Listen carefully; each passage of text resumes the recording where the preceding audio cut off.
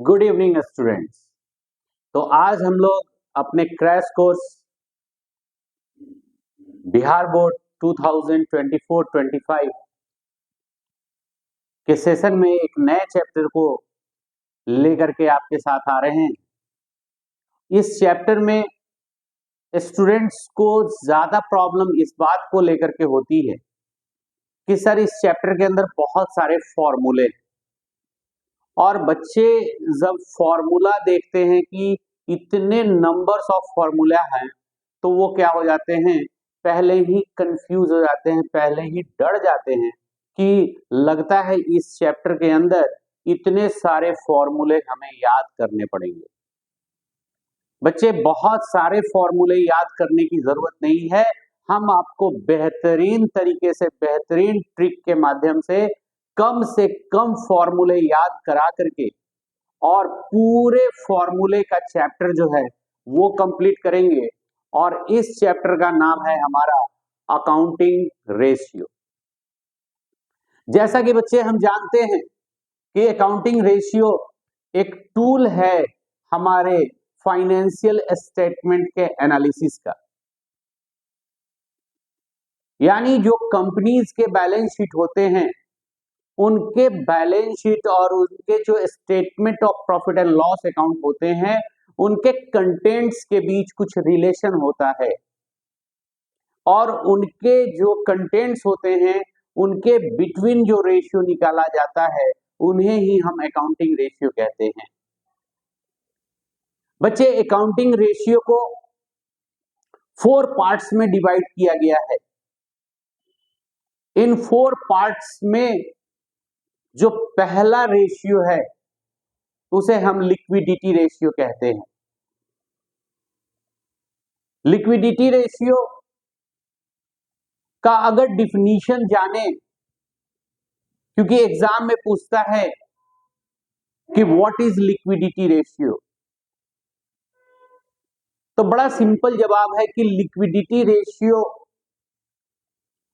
Is the ratio between current assets and current liabilities. Current assets और current liabilities के between, अब Hindi medium में थोड़ा सा बता दें क्योंकि बहुत सारे बिहार बोर्ड वाले बच्चे हमारे जो हैं वो हिंदी मीडियम वाले हैं। तो जो करंट एसेट्स है जिसे हम हिंदी में चालू संपत्ति कहते हैं और करंट लायबिलिटी जिसे हम चालू दायित्व कहते हैं, तो चालू संपत्ति और चालू दायित्व के बीच के अनुपात को हम लिक्विडिटी रेशियो यानी तरल अनुपात कहते हैं। लिक्विडिटी रेशियो के अंदर 2 रेशियो कैलकुलेट किया जाता है। फर्स्ट करंट रेशियो जिसे हम बच्चे वर्किंग कैपिटल रेशियो भी कहते हैं, और सेकंड होता है लिक्विडिटी रेशियो जिसे हम लिक्विडिटी रेशियो के अंदर लिक्विड रेशियो या क्विक रेशियो या बच्चे हम एसेट टेस्ट रेशियो भी कहते हैं। तो इस तरीके से अगर हम देखें तो लिक्विडिटी रेशियो के अंदर कितने रेशियो इंक्लूड हैं, तो करंट रेशियो और लिक्विड रेशियो। बच्चे एमसीक्यूज के अंदर 4 ऑप्शन दे दिया जाता है और 4 ऑप्शन में आपसे ये पूछा जाता है कि भाई इन 4 में से कौन लिक्विड रेशियो में इंक्लूड है या लिक्विडिटी रेशियो में इंक्लूड है। अब 4 ऑप्शन में दे देगा करंट रेशियो, सेकंड ऑप्शन दे देगा स्टॉक टर्नओवर रेशियो, डेब्ट इक्विटी रेशियो और नन ऑफ दिस। तो आपके करेक्ट आंसर क्या होंगे, current ratio, because current ratio includes in liquidity ratio. तो बच्चे फॉर्मूले से बिल्कुल नहीं घबराना है, अभी आप जब हमारे इस नोट्स को देख रहे होंगे, जब हमारे इस फाइल को देख रहे होंगे, तो थोड़ा सा समय दे करके इस नोट्स को आपको नोट डाउन भी करना है। अगर कर लेते हैं तो आपके पास एक बेहतर नोट्स तैयार हो जाएगा। और दूसरी चीज ये है कि सारी इंफॉर्मेशन आपके पास रहेंगे तो क्वेश्चन करने में आपको प्रॉब्लम नहीं होगी। आज हम लोग फर्स्ट रेशियो, पहला जो लिक्विडिटी रेशियो का जो पहला रेशियो फर्स्ट है, जिसे हम बच्चे करंट रेशियो और वर्किंग कैपिटल रेशियो कहते हैं। देखेंगे जरा ध्यान से कि यहां पर लिखा हुआ है करंट रेशियो और वर्किंग कैपिटल रेशियो, जिसके बारे में वहां लिखा जा रहा है कि current assets upon current liabilities. Current assets upon current liabilities के फॉर्मूले से जो रेशियो कैलकुलेट किया जाएगा वो कहलाएगा हमारा करंट रेशियो या working capital ratio. But matter ये होता है कि करंट एसेट्स का यहां पे जो हमें टोटल अमाउंट लिखना होता है, क्योंकि बिजनेस के अंदर किन किन आइटम्स को इंक्लूड करते हैं करंट एसेट्स के अंदर, उसके बारे में यहां पर आपको बताया जा रहा है कि current assets include cash in hand, cash at bank, inventories, inventories means stock, debtors, bills receivable, short term investment, short term loan and advance जो कि गिवन वाला होता है। लोन एंड एडवांस गिवन भी होता है और लोन एंड एडवांस टेकन भी होता है। तो जो short term loan and advance given होता है वो करंट एसेट्स होता है, और जो short term loan and advance taken होता है वो हमारी करंट लायबिलिटीज होती है। फिर बच्चे प्रीपेड एक्सपेंसेस, आउटस्टैंडिंग इनकम, इन सभी के वैल्यूज को हम ऐड कर लेते हैं और उस टोटल वैल्यू में से डिडक्ट कर देते हैं provision, deduct provision for bad and doubtful debts. तो जो वैल्यू निकल के आता है वो total amount of current assets होता है। यानी जब आपके क्वेश्चन के अंदर बहुत सारे आइटम्स के नाम दिए गए होंगे तो हमें उसमें से आइडेंटिफाई करना होगा कि कौन कौन से एसेट्स करंट एसेट्स में इंक्लूड होते हैं, कौन कौन से एसेट्स करंट एसेट्स में शामिल होते हैं, और फिर उनके अमाउंट को हम क्या कर लेंगे, ऐड कर लेंगे। इससे हमारा क्या निकल जाएगा, टोटल एसेट्स निकल जाएगा। फिर हम टोटल लायबिलिटीज कैलकुलेट करेंगे। तो टोटल लायबिलिटीज कौन सी लायबिलिटीज, करंट लायबिलिटीज। तो टोटल करंट लायबिलिटीज में भी हमें बहुत सारे आइटम्स दिए गए होंगे और उन आइटम्स में से हमें आइडेंटिफाई करना होगा कि करंट लायबिलिटीज कौन कौन से हैं, और फिर उन सभी करंट लायबिलिटीज के वैल्यूज को हम क्या करेंगे, इंक्लूड कर लेंगे। इससे हमारा क्या निकल जाएगा, टोटल करंट लायबिलिटीज निकल जाएगा। आइए देखें, तो नीचे फिर लिखा हुआ है, नीचे फिर लिखा हुआ है कि आपके जो करंट लायबिलिटीज हैं उस करंट लायबिलिटीज में हम किसे किसे इंक्लूड करते हैं। तो देखें यहां पर तो लिखा हुआ है कि current liabilities include short term borrowing and loan, creditors, bills payable, outstanding expenses, unpaid dividend, income received in advance, unclaimed dividend, provision for employee benefit, provision for tax and proposed dividend. These all items are comes under current liabilities. लेकिन ये ध्यान रहे कि कभी कभी question के अंदर ऐसे भी आइटम्स दिए जाते हैं जो करंट एसेट्स में इंक्लूड नहीं करते हैं या फिर करंट लायबिलिटीज में इंक्लूड नहीं करते हैं। कंफ्यूज करने के लिए आपको एक क्वेश्चन के अंदर कुछ आइटम करंट एसेट्स के, कुछ आइटम करंट लायबिलिटीज के और कुछ ऐसे भी आइटम दे दिए जाते हैं जो करंट एसेट्स और करंट लायबिलिटीज में इंक्लूड नहीं किए जाते। तो ये बहुत इंपॉर्टेंट होता है कि हम पहले ये चीज करें कि किसे इंक्लूड नहीं किए जाते। अभी हमने जो स्टार्टिंग में बात बताई उसमें ये बताया कि ये सब आइटम्स जो हैं वो करंट एसेट्स और करंट लायबिलिटीज में इंक्लूड किए जाते हैं। अब हम आपको इंपॉर्टेंट नोट में बता रहे हैं कि भाई don't include the following in current assets. Current ratio निकालने के लिए जो हमें करंट एसेट्स का जो टोटल अमाउंट चाहिए उस टोटल अमाउंट में गलती से भी ये सब आइटम्स के अमाउंट इंक्लूड नहीं होने चाहिए और यदि वो इंक्लूड है पहले से तो उसे एक्सक्लूड कर देना चाहिए डिडक्ट करके।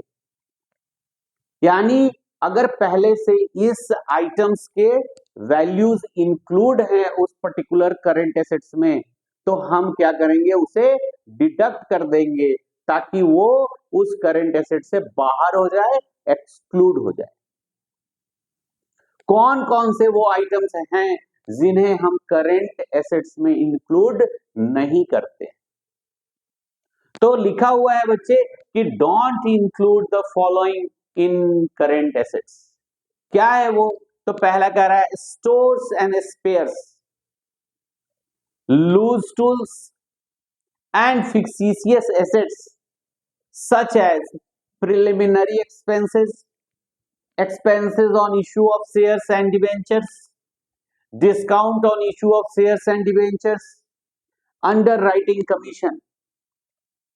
ये जो बच्चे आइटम हैं इन्हें कभी भी करंट एसेट्स का टोटल अमाउंट निकालते समय में इंक्लूड नहीं किया जाता है और जब कभी आपके पास करंट एसेट्स के टोटल अमाउंट दिए हो और उनमें इस आइटम्स के अमाउंट यदि इंक्लूड हैं तो आपको क्या कर देना होगा, उसे एक्सक्लूड कर देना होगा बाय डिडक्टिंग, माइनस कर देना होगा।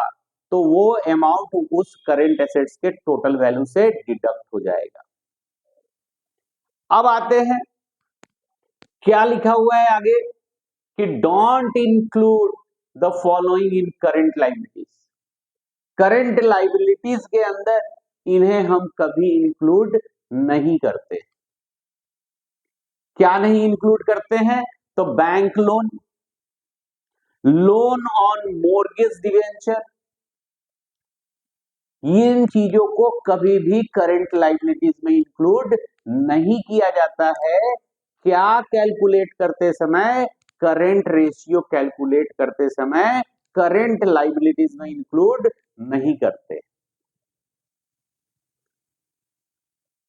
अब बात आती है कि जब हमारा टोटल करंट एसेट्स का वैल्यू पता चल जाएगा, जब हमारा टोटल करंट लायबिलिटीज का वैल्यू कैलकुलेट हो जाएगा तो करंट रेशियो निकालने के लिए हमें बड़ा सिंपल सा फॉर्मूला यूज करना है, current assets upon current liabilities, या फिर हम बहुत शॉर्ट में अगर इसको बोलना चाहें तो CA upon CL, CA upon CL। आइए देखें हम लोग फिर ये जो अभी आपको बताने जा रहे हैं कि the ideal current ratio is 2:1। तो मेरे प्यारे बिहार बोर्ड के छात्रों, इससे को आप नोट कर लो और बिल्कुल इसे रिमेंबर कर लो क्योंकि एग्जाम में MCQs के अंदर ये एक नंबर का MCQ 100% आएगा ही आएगा। पूछा जाएगा कि आइडियल करंट रेशियो इज, और ऑप्शन में दिया होगा 2:1, 1:1, 3:1, नन ऑफ दिस। तो आपके राइट आंसर क्या होंगे? 2:1। सो हर एग्जाम में आपसे आइडियल करंट रेशियो या आइडियल लिक्विड रेशियो या एसिड टेस्ट रेशियो या क्विक रेशियो पूछा जाता है। तो आज आप याद कर लो ये कि ideal current ratio is 2:1 and the ideal liquid ratio is 1:1। ऐसे ये नोट्स में लिखा हुआ है, जब आप लिखेंगे तो फिर ये नोट्स भी क्लियर हो जाएगा और इसमें लिखी गई बातें भी आपको याद हो जाएगी। अब ऊपर वाला जो हम लोग अभी तक पढ़ रहे थे कि करंट एसेट्स में इन्हें इंक्लूड करते हैं, करंट लायबिलिटीज में इन्हें इंक्लूड किया जाता है, और इन आइटम्स को हम करंट एसेट्स और करंट लायबिलिटीज में इंक्लूड नहीं करते। तो जब हमें सेलेक्ट करना होगा करंट एसेट्स और करंट लायबिलिटीज, तब की बात है कि हम किसे इंक्लूड करेंगे और किसे इंक्लूड नहीं करेंगे। लेकिन अगर मैटर यहां पे है कि हमारे क्वेश्चन के अंदर करंट एसेट्स का वैल्यू दिया हुआ है, वर्किंग कैपिटल दिया हुआ है, करंट लायबिलिटीज निकालना हो या करंट लायबिलिटीज वर्किंग कैपिटल दिया हो, करंट एसेट्स निकालना हो, तो इसके लिए हमें कुछ फॉर्मूला को समझना होगा। बच्चे इंपॉर्टेंट 3-4 फॉर्मूले को आप याद करो और उन 3-4 फॉर्मूले से 7, 8, 10 फॉर्मूले आप खुद ही बना सकते हो, क्योंकि आप जानते हैं फॉर्मूले से फॉर्मूला बनाना। तो आइए हम लोग अभी फॉर्मूले से फॉर्मूला बनाना जानते हैं, सीखते हैं। और देखिए यहां पर कुछ फॉर्मूला दिया हुआ है और इसे हम फॉर्मूला से फॉर्मूला बनाएंगे। क्या करेंगे बच्चे? फॉर्मूला से फॉर्मूला बनाएंगे। तो देखिए यहाँ पे फर्स्ट ज्यादा फॉर्मूला जिसको हम नंबर देंगे, आप उस फॉर्मूले को पर्टिकुलरली जरूर याद कर लेंगे। जैसे हम 1 नंबर फॉर्मूले को आपको बोल रहे हैं कि आप इसे जरूर याद करो। क्यों याद करो? क्योंकि आपके एक इस फॉर्मूले को याद करने से बाकी के जो 2 फॉर्मूले हैं वो आपको याद हो जाएंगे, क्योंकि जो बराबर के इधर के आइटम को यानी राइट हैंड साइड के आइटम को लेफ्ट हैंड साइड में और इक्वल के लेफ्ट हैंड साइड के आइटम को राइट हैंड साइड में ट्रांसफर करने का रूल जानते हैं, बदलने का रूल जानते हैं, तो उन्हें फॉर्मूले से फॉर्मूला बनाने में कोई तकलीफ नहीं है। और मुझे पूरा विश्वास है कि जितने भी स्टूडेंट्स हैं, कम से कम उनको मैथमेटिक्स का यह पार्ट तो जरूर आता होगा। आइए देखें, फॉर्मूला में लिखा हुआ है कि टोटल एसेट्स, बात हो रही है टोटल एसेट्स की, तो टोटल एसेट्स जो होता है वो non current assets plus current assets दोनों का सम होता है, दोनों का टोटल होता है। तो ऐसे में हम कह सकते हैं कि total assets is equal to non current assets plus current assets. अब जब एक फॉर्मूला हमारे सामने यह बन गया कि total assets is equal to non current assets plus current assets, तो ऐसे में इन 3 में से अगर कोई एक फिगर मिसिंग हो, जैसे हमारे नॉन करेंट एसेट्स और करेंट एसेट्स दिए गए हैं, तो दोनों को प्लस करके हम क्या बना लेंगे? Total assets. अब अगर टोटल एसेट्स दिया हो, नॉन करेंट एसेट्स दिया हो, तो करेंट एसेट्स निकालने के लिए क्या फॉर्मूला बनेगा भाई? तो टोटल एसेट्स में से हम नॉन करेंट एसेट्स को माइनस कर देंगे तो हमारा करेंट एसेट्स कैलकुलेट हो जाएगा। तो करेंट एसेट्स का फॉर्मूला क्या बनेगा? कि current assets is equal to total assets minus non current assets. यानी बच्चे आप एक फॉर्मूला आप ये याद करते हैं तो आपके फॉर्मूला नंबर 2 और फॉर्मूला नंबर 3 कंप्लीट हो जाता है। फॉर्मूला नंबर 3 में दिया है कि non current assets is equal to, तो बच्चे non current assets is equal to क्या होगा, तो total assets minus current assets is equal to non current assets. तो ऐसे में आप बच्चे अगर इन फॉर्मूला को, अगर इन 3 फॉर्मूला को मेनली लेके चलो तो बहुत ही इंपॉर्टेंट फॉर्मूला है जो आपके एग्जाम के अंदर यूज होते हैं। फिर जो फॉर्मूला आपके लिए इंपॉर्टेंट है हम उसी फॉर्मूले को डिस्कस कर रहे हैं। हायर लेवल के एग्जाम के अंदर या हायर लेवल सिलेबस के अंदर अगर देखेंगे तो बहुत सारे रेशियो कैलकुलेट करने होते हैं जिसमें हम और सारे फॉर्मूला का यूज करते हैं। बट चूंकि आप लोग 12th बोर्ड का एग्जाम देने जा रहे हैं इसलिए स्पेशली हमारा फोकस रहेगा कि कम से कम फॉर्मूला को याद कराते हुए ज्यादा से ज्यादा आपसे क्वेश्चन सॉल्व हो जाए, ज्यादा से ज्यादा एमसीक्यूज आपके क्लियर हो जाएं, यही हमारा मेन मोटो रहेगा। आइए देखें आगे। तो अब हम जरा बढ़ते हैं और इधर जो कुछ फॉर्मूले हैं उसे हम जरा स्किप करेंगे और आएंगे हम इस फॉर्मूले पे, और ये फॉर्मूला हमारा क्या है जरा उसको देखते हैं। अभी जो यहां आपको फॉर्मूला दिखाई दे रहा है उस फॉर्मूले को देखें।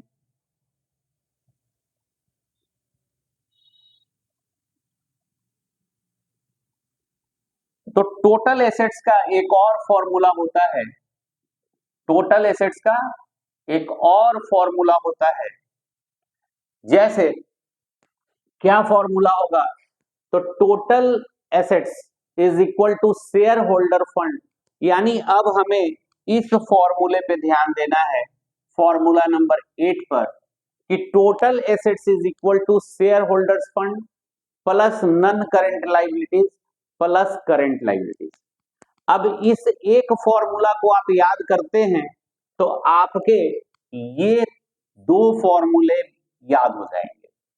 जैसे क्या कि अगर total assets is equal to share holder fund plus non current liabilities plus current liabilities होता है तो शेयर होल्डर फंड निकालना हो तो इस टोटल एसेट्स में से नन करेंट लाइबिलिटीज और करेंट लाइबिलिटीज दोनों को क्या कर देंगे, माइनस कर देंगे। तो फॉर्मूला बन जाएगा share holders fund is equal to total assets minus non current assets minus current assets, या फिर माइनस यहां पे रख लेते हैं और उन दोनों माइनस होने वाले आइटम्स को क्या कर देते हैं, प्लस कर देते हैं। फिर अगर नन करेंट लाइबिलिटीज निकालना है तो total assets minus share holder fund minus current liabilities, और यदि करंट लाइबिलिटीज निकालना हो तो total assets minus share holder fund minus non current assets. तो इस तरीके से हमारा ये एक फॉर्मूला याद करने से ये बाकी के ये 4 फॉर्मूले कंप्लीट हो जाते हैं। अब आते हैं हम अगले फॉर्मूला पर। तो अगला फॉर्मूला हमारा जो है वो क्या कहता है कि हमारे जो टोटल लाइबिलिटीज हैं वो टोटल लाइबिलिटीज किसके इक्वल होता है, तो non current liabilities plus current liabilities. यानी टोटल लाइबिलिटीज एक फॉर्मूला ये याद आप करते हैं तो इस फॉर्मूले के याद करने का बेनिफिट बाकी के 2 फॉर्मूले में होगा। क्या है कि total liabilities is equal to non current liabilities plus current liabilities. बच्चे कभी कभी क्वेश्चन के अंदर टोटल लाइबिलिटीज नहीं देकर के टोटल डेप्ट दे देता है, तो टोटल डेप्ट मतलब टोटल लाइबिलिटीज, और नन करेंट लाइबिलिटीज मतलब लॉन्ग टर्म डेप्ट, और करेंट लाइबिलिटीज मतलब शॉर्ट टर्म डेप्ट। तो डेप्ट में जब दिया होता है तो टोटल डेप्ट दिया रहता है, तो यहां पे हम फॉर्मूला बनाते हैं total dept is equal to non current डेप्ट यानी लॉन्ग टर्म डेप्ट और short term dept. But generally total liability is equal to non current liabilities plus current liabilities. और जब एक फॉर्मूला यह याद रहेगा तो आप नॉन करेंट लाइबिलिटीज कैलकुलेट करने के लिए ये टोटल लाइबिलिटीज में से क्या माइनस कर देंगे, करेंट लाइबिलिटीज माइनस कर देंगे। और अगर करेंट लाइबिलिटीज आपको कैलकुलेट करना होगा तो टोटल लाइबिलिटीज में से नॉन करेंट लाइबिलिटीज को माइनस कर देंगे। तो यहां पर हम आपको 3 फॉर्मूला पे फोकस कहें कि आप कीजिए। फर्स्ट फॉर्मूला कौन सा था भाई, total assets is equal to non current assets plus current assets. ये एक फॉर्मूला याद है तो इससे 2 फॉर्मूला आप खुद ही बना सकते हैं।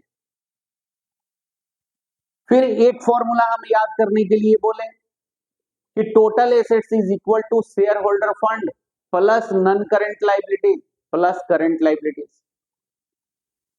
अब इस एक फॉर्मूले को अगर आप याद रखते हैं तो आप शेयर होल्डर फंड भी निकाल सकते हैं, नॉन करेंट लाइबिलिटीज भी निकाल सकते हैं, करेंट लाइबिलिटीज भी निकाल सकते हैं। फिर हमने आपको एक फॉर्मूला और बताया जिसमें कहा कि भाई total liabilities is equal to non current liabilities plus current liabilities.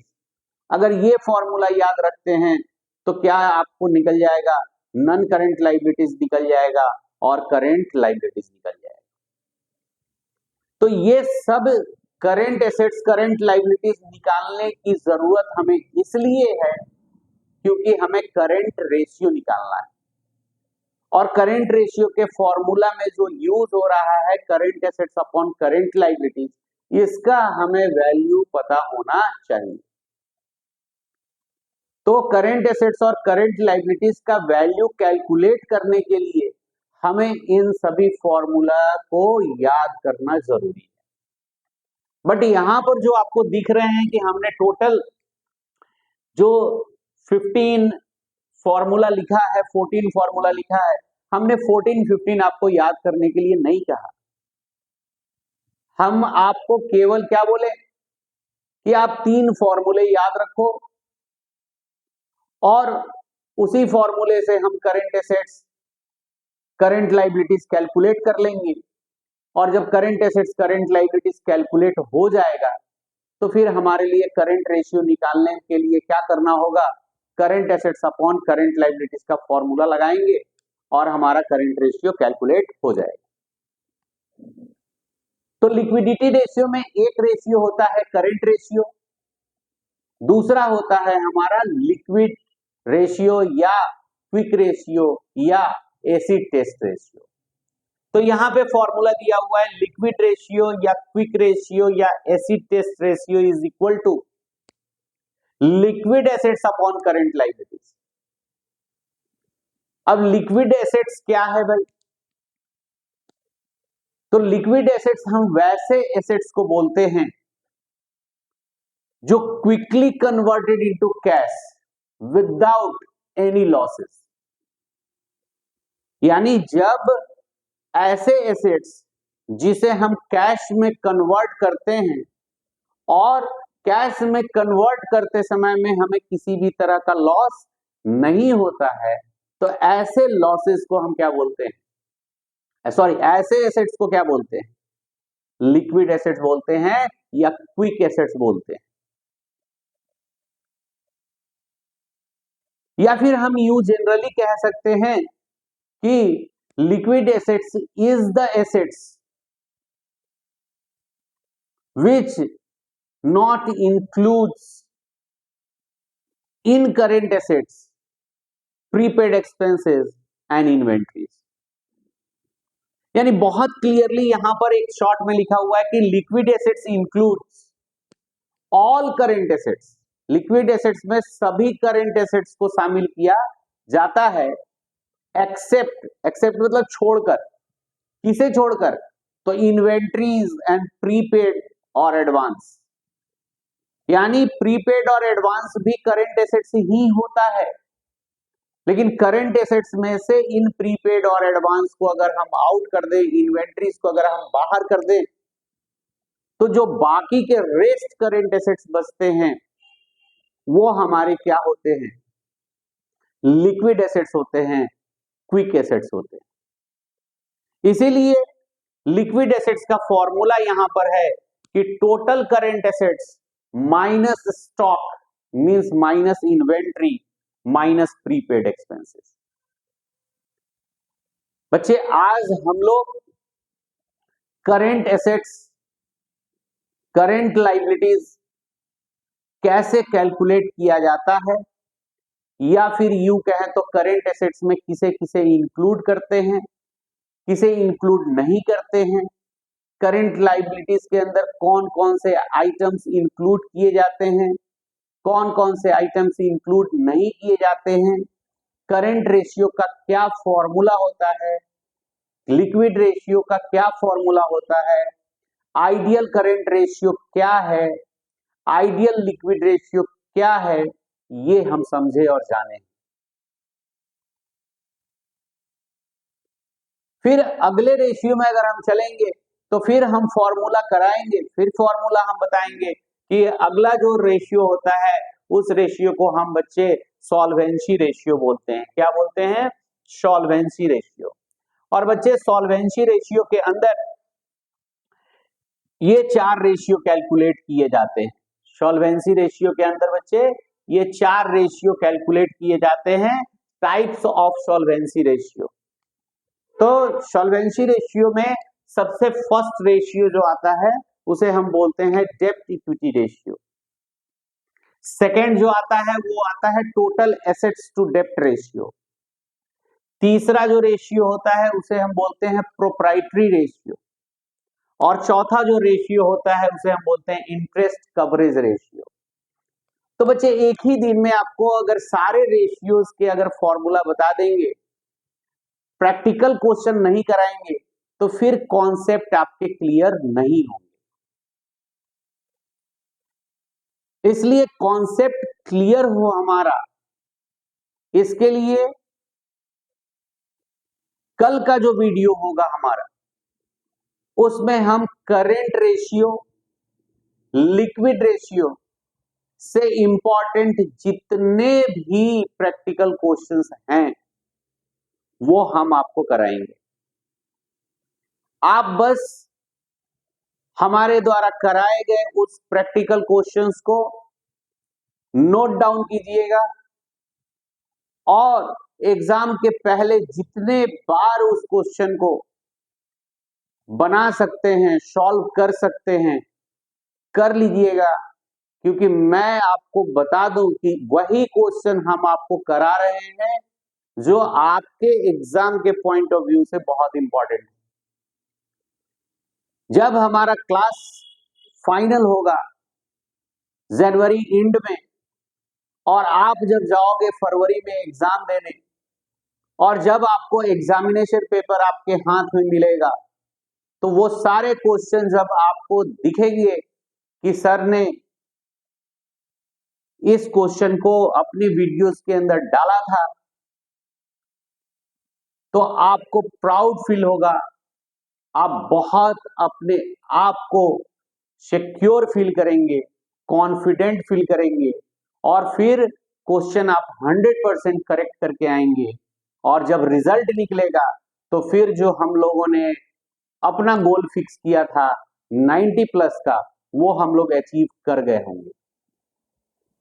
उस समय में आपकी खुशियां अपार होंगी, हमें भी बहुत खुशी होगी कि इन 2.5 महीने के अंदर हम लोगों ने एक ऐसे बेहतरीन तरीके से तैयारी की कि एग्जाम ऑलमोस्ट सारे बच्चे के बहुत अच्छे गए और सबने अच्छे मार्क्स ऑब्टेन किए।